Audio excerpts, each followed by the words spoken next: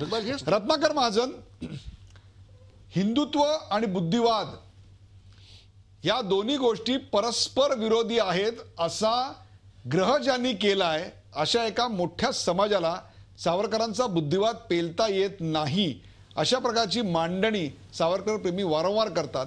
या निमित्तानं संसदेमध्ये जेव्हा अशी फाळणी होते तेव्हा याबद्दल काय सांगाल? हिंदुत्व आणि बुद्धिवाद या दोन्ही परस्पर विरोधी बाबी आहेत?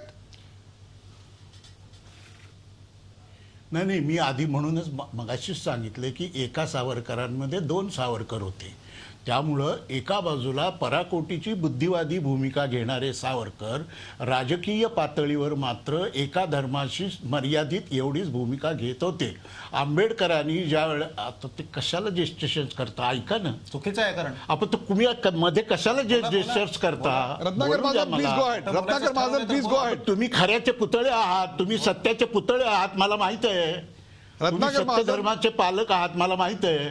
मला बोलू द्या, मध्ये बोलू नका, शेरेबाजी करू नका. रत्नाकर महाजन म्हणून मी असं म्हणतो आहे, आंबेडकरांनी ज्या वेळेला बौद्ध धर्माचा स्वीकार करायचा निर्णय घेतला त्यावेळेला सावरकरांनी त्यांना पत्र लिहिलं आणि विश्व हिंदू महासभेने सावरकरांची जी कलेक्टिव्ह रायटिंग्ज आणि स्पीचेस संग्रहित केली त्यात या पत्राचा समावेश आहे. ते असं म्हणतात की हिंदू धर्मातल्या कालबाह्य चालीरीती, रूढी, परंपरा यांच्याबद्दल जर तुमचं काही मत असेल तर सर्व धर्मातच हे दोष आहेत. त्यामुळं तुम्हाला धर्मसंस्थाच जर अमान्य असेल तर चला आपण दोघं मिळून बुद्धिवादी महासंघाची स्थापना करूया, असं पत्र आंबेडकरांना लिहिणारे सावरकर हे अवैज्ञानिक होते किंवा अंधश्रद्धा होते असं कोणी म्हणणार नाही. म्हणून मी मगाशीच म्हणलं, एकीकडे त्यांची हिंदुत्ववादाची राजकीय भूमिका आणि दुसरीकडं त्यांची ही पराकोटीची बुद्धिनिष्ठा, यामध्ये आंतरविरोध स्वतः सावरकरांनीच आपल्या लिखाणातून, भाषणातून निर्माण करून ठेवलेली आहे. त्यामुळे ती त्याच्यानंतर अन्य कोणी निर्माण करण्याचा प्रश्नच उद्भवत नाही. रत्नाकर महाजन, आता मुद्दा असा येतोय की या देशामध्ये सावरकर तुमचे आणि गांधी आमचे असं म्हणण्याच्या मागची जी पूर्व पीठिका आहे ती अशी तर नाही आहे ना? त्याविषयी आपण थोडा प्रकाश टाका की इतके वर्ष आदळआपट करूनही हिंदुत्व कुळ ज्याला आपण म्हणूया, ज्याच्या केंद्रस्थानी अग्रभागी सावरकर आहेत, असं हिंदुत्व कुळ देशाच्या केंद्रस्थानी पोहोचल्यामुळं काही लोकांची अडचण होतीये. म्हणून अशी फाळणी वारंवार संसदेत देखील जाहीर होतीये. ह्याच्या मागे राजकीय फायदे आहेत. याच्या मागे गांधी आतापर्यंत जे काँग्रेसच्या हातात होते ते आता उजव्या विचारसरणीचे भाजपवाले मध्यभागी येऊन महात्मा गांधी आणि सरदार पटेलांना आपलंसं करतायत. म्हणून वारंवार त्यांच्या सावरकर कुलोत्पन्नाची जाणीव तर राहुल गांधी करून देत नाहीयेत. नाही, असं इतकी त्याच्या मागे दीर्घ कारण परंपरा लावण्याचं काही कारण नाही. पण ऐतिहासिक सत्य असं की मी मगाशी म्हटल्याप्रमाणे स्थापनेनंतर 25-30 वर्ष संघानं महात्मा गांधींना प्रातस्मरणीय कधी मानलं नाही. एवढंच नव्हे तर त्या विचारसरणीच्या प्रचार प्रसारातूनच गांधीजींचा खून झाला. अशा वेळी सावरकरांनी तो थांबवण्याचा जर काही प्रयत्न केला असता तर त्यांच्याबद्दल अशी टीका किंवा असं बोलणं झालं नसतं. तो झाला नाही. त्यामुळं आणि संघाचं सुद्धा किंवा भाजप सुद्धा अर्धवट सावरकर प्रेम आहे, ते काहीच खरं सावरकर प्रेम नाही. जसं तुमचं गांधी, जसं काँग्रेस आणि गांधींचं नातं आहे तसं अनुयायी तसं नाहीये.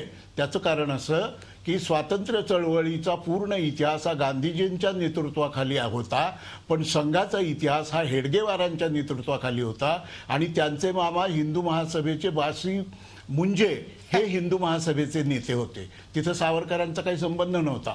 उलट महाराष्ट्रामध्ये सावरकर अनुयायी किंवा सावरकरांचे समर्थक, अनुयायी फारसे त्यांना नव्हतेच कधी, पण सावरकरांच्या विचाराचं समर्थन करणारे आणि संघाचे लोक हे एकमेकांना पाण्यात बघत होते.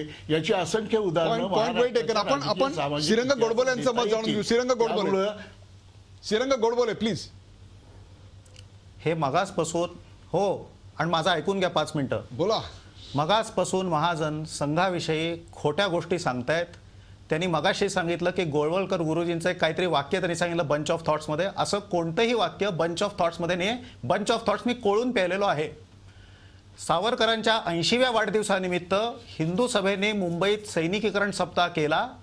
त्यात दिलेल्या भाषणात गोळवलकर गुरुजींनी स्पष्ट सांगितलं की सावरकरांचा हिंदुत्व ग्रंथ हा शास्त्र ग्रंथ आहे, पाठ्यग्रंथ आहे. सार्वजनिक ठिकाणी देखील डॉक्टर हेडगेवार किंवा गोळवलकर गुरुजी जर सावरकरांना भेटले तर ते साष्टांग दंडवत घालत होते. लक्षात ठेवा तुम्ही. सावरकरांचा हिंदुत्व ग्रंथ जेव्हा रत्नागिरीतून 1923 साली बाहेर पडला, सर्वप्रथम नागपूरला गेला आणि सर्वप्रथम तो ग्रंथ, तो हस्तलिखित जे होतं ते पाहण्यामध्ये डॉक्टर हेडगेवार होते. हे लक्षात ठेवा. दोघांचे संयुक्त दौरे विदर्भाच्या ठिकठिकाणी झालेले आहेत. अनेक वेळा सावरकर आणि डॉक्टर हेडगेवार हे एकत्र आलेले आहेत आणि गोळवलकर गुरुजींना देखील सावरकरांविषयी प्रचंड आदर होता. महाराष्ट्राचं बोलायचं, हे म्हणतात महाराष्ट्राचं उदाहरण मला श्रीरंग गोडबोले, महाराष्ट्राचे पहिले प्रांत मुद्दा मांडलेला लिमये. श्रीरंग गोडबोले, तुमच्या संपूर्ण मांडणीमध्ये पुन्हा राहुल गांधींनी संसदेत जे केलं तेच आता मला इकडे दिसतंय. आमचं आणि तुमचं असं येत आहे म्हणून तुम्हाला आम्ही हा प्रश्न विचारतोय. म्हणून मला बोलायला लागतं. मला म्हणून तर प्रश्न असा विचारायचा आहे श्रीरंग गोडबोले, म्हणून तर तुम्हाला असा प्रश्न विचारायचा आहे की सावरकरचा संघ आणि भाजपासाठी अत्यंत महत्वाचे होते, पण आता महात्मा गांधींना देखील वारंवार आपल्या भाषणामध्ये नरेंद्र मोदी स्थान देत आहेत आणि हे नव्यानं घडतंय. पण एकाच वेळी सावरकर आणि एकाच वेळी महात्मा गांधी हे एका श्वासात उच्चारता येईल असं वाटतंय. एकाच वेळी सशस्त्र क्रांतीचा पुजारी आणि अहिंसेचा मानकरी हे दोघं एकाच वेळी पुजता येतील का? यामागे थेट राजकारण आहे. येतात. हो, बोला. नाही, येतात. सावरकर आणि गांधी हे परस्पर विरोधीच असले पाहिजेत असं काही कारण नाही. 1944 साली महात्मा गांधींचे उद्गार आहेत की त्याग हा आम्हा उभयतांमध्ये एकत्र आणणारा दुवा आहे. सावरकरांविषयी ते बोलतायत. 43 साली जेव्हा महात्मा गांधींनी 21 दिवसाचा उपास केला तेव्हा सावरकरांनी दिल्लीत जमलेल्या नेत्यांना तार केली होती की तुम्ही तुमच्या स्वाक्षरीचं निवेदन द्या महात्माजींना आणि त्यांना उपवास सोडायला सांगा. आणि त्यांना प्रकट निवेदन दिलेलं होतं की Mahatmaji life is a national property, it's a national asset. त्यांनी अशा प्रकारे उपोषण करून आपले प्राण धोक्यात घालू नये. एक शेवटचा मुद्दा ज्याच्यावर आपण सावरकर आणि तुषार गांधी या दोघांची मतं जाणून घेणार आहोत, ती म्हणजे या दोन्ही महापुरुषांचा उपयोग ते राजकीय पक्ष फक्त आता सध्या राजकारणासाठी करतायत आणि त्यांचे आदर्श केव्हाच मागे सुटलेत. तुषार गांधी, खरं आहे. ते पॉलिटिकली एक्सपिडियंट असतात तेव्हा ते फॅशनमध्ये येतात.